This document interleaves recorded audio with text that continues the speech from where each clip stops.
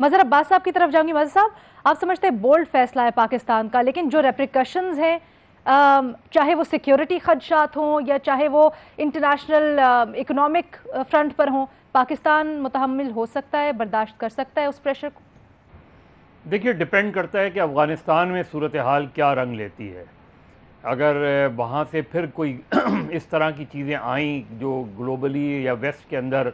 اس طرح کے links establish ہوئے یا اس طرح کے اٹیکس ہوئے، اس طرح کے جو کہ امکان، طالبان اس طرح انوالو نہیں رہے ہیں گلوبل ٹیررزم کے حوالے سے، ان کا افغانستان تک تو وہ رہا ہے۔ لیکن دیکھیے، پاکستان کی سب سے زیادہ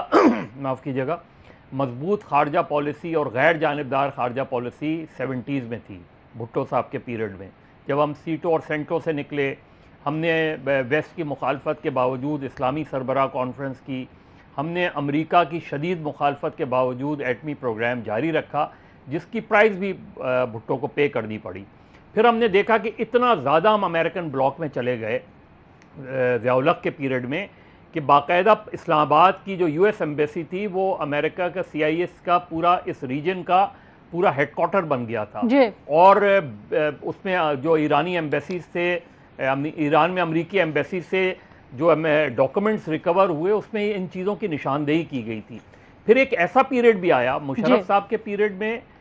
جب ہم نے دیکھا کہ CIA اور FBI اس طرح ایکٹیو تھی کہ پہلے وہ لوگوں کو گرفتار کرتے تھے، پھر ہماری ایجنسیز کو بتاتے تھے کہ جس میں رمزی یوسف یا ایمل قاسی، ان کی گرفتاریاں پہلے انہوں نے کی، پھر آپ کی ایجنسیز کو بتایا گیا۔ اسامہ بن لادن والا جو واقعہ ہوا تھا، ایبٹ آباد والا واقعہ، وہ ہمارے لیے ایک انتہائی ایمبیرسنگ پوزیشن تھی کہ آپ کے علاقے میں امریکنز آ کے ساری کارروائی کر کے چلے گئے۔ اب یہ ایک مسٹری ہے، اور ایبٹ آباد کمیشن کی کیونکہ رپورٹ نہیں آئی تو ہمیں نہیں پتا کہ ایکچوئل فائنڈنگز کیا ہوئیں، لیکن ہم بہت آگے چلے گئے تھے، جس کے نتائج بھی ہمیں بھگتنے پڑے۔ لیکن یہ ہم یاد رکھیں کہ صرف 9/11 کے بعد ہی پاکستان میں ٹیررزم نہیں ہوا ہے، 9/11 سے پہلے بھی خاصی حد تک جو ہے وہ اس طرح کی انوالومنٹ رہی ہے، جس میں بدقسمتی سے ہمیں بہت زیادہ پرائس پے کرنی پڑی۔ تو اس لحاظ سے یہ ایک بولڈ فیصلہ ہے، اس کے کانسیکوینسز آگے چل کے کیا ہوں گے اس کے لیے ہمیں تیار رہنا چاہیے،